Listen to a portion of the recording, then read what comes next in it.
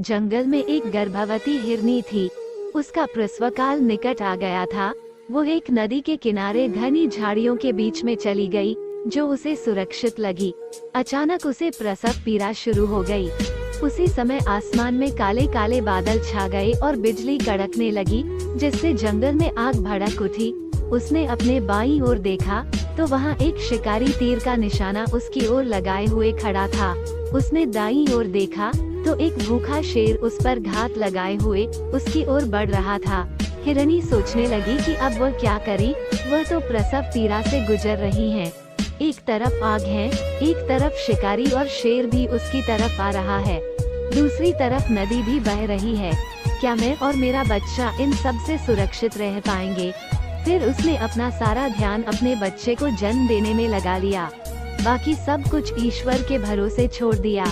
फिर जो हुआ आश्चर्यजनक था। बिजली कड़कड़ाने से शिकारी की आंखें चौंधिया गई।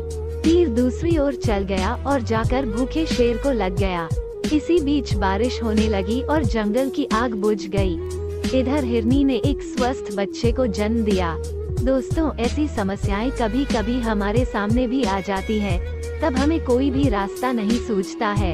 इन विपरीत परिस्थितियों में नकारात्मक होने के बजाय हमें अपने काम पर सकारात्मकता के साथ लगे रहना है। जब अपने हाथ में कुछ भी ना हो तो सब कुछ ईश्वर के हाथ में सौंप देना चाहिए।